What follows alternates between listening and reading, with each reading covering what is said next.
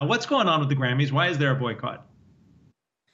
There's a major boycott right now from certain people. And I feel like every weekend we're talking about an award show, and we're talking about an award show that's just clouded with scandal. We had this with the Golden Globes, and now here we are with the Grammys. And this time we have the Weeknd, who said that he will be boycotting all award shows from now on. In a statement to the New York Times, he said he told his label not to submit any more of his music for Grammy considerations. And this comes after he says the committee has secret groups that ultimately choose who and what get nominated. And that's really an issue that a lot of artists have had. They do have anonymous experts that go ahead and are the final decision when it comes to those nominations. And they say that really this is not fair to the artist. There's no transparency within it, and that this is an outdated system. Now, The Weeknd was very surprised that he did not receive any type of nominations.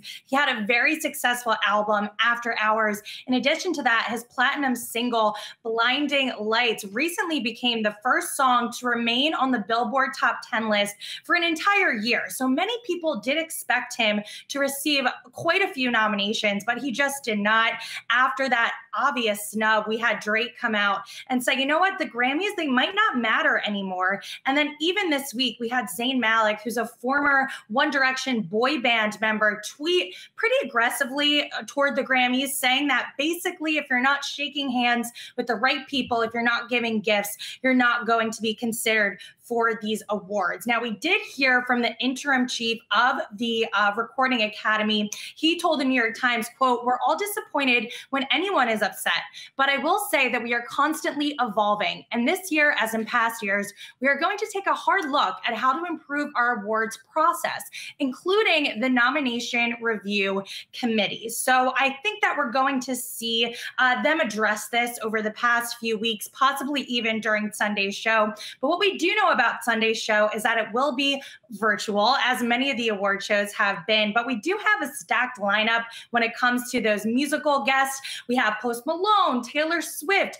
BTS, Dua Lipa, just to name a few. And these are going to be performances that will both be live as well as pre-recorded. Now, Trevor Noah is the host for the Grammys. He promised that the 3-hour show is not going to be pandemic-y. You're not going to feel like you're watching a very, very long Zoom meeting, which, let's be honest, a lot of these award shows have felt that way. But I do think if there's one show that can pull it off, it's the Grammys, because they do have these musical performances to lean into. And in that case, you can just sit back and feel like you're watching a virtual concert.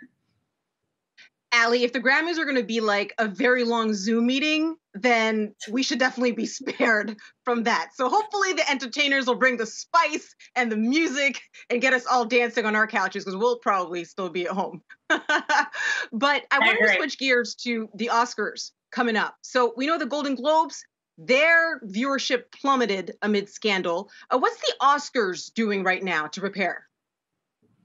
Well, the Oscars, they have a lot of things going on to try and repair their image. They're really focusing on diversity. The nominations, they're going to be coming out on Monday. And really, this should be the most diverse Oscar group that we've had in quite some time. When I look at those nominations on Monday, I'm really going to be focusing in on the Best Director category. Historically, this has been a bit of a boys' club, but we do have a lot of great movies that were led by women this year. We have Chloe Zhao. She actually won Best Director for her work in Nomadland at the Golden Globes. In addition to that, we have Regina King. She made her directorial debut for One Night in Miami. That movie has been getting a lot of buzz. And then also Emerald Fennell from Promising Young Woman. So I do think that this category could potentially be dominated by women this year. And that's one thing I'm going to be concentrating on. Beyond that, I think we'll see Netflix have a lot of nominations. In years past, they have received quite a bit. However, when it comes to the actual show, they often walk away empty-handed. So I'm curious to see if that's going to change within the context of this pandemic. But ahead of the nominations, last night, the Oscars did reveal their official campaign art for 2021. You're seeing on their screen there, they actually called upon 7 international artists to come and make their own interpretations of the Oscar statuette, given the question, what do movies mean to you? And this is what they came up with. A lot of bold, bright colors, different designs, very different than what we've seen from the Oscars in your past. So, this should be a good award show that has a lot of color. It is a virtual ceremony. We'll see how they approach that.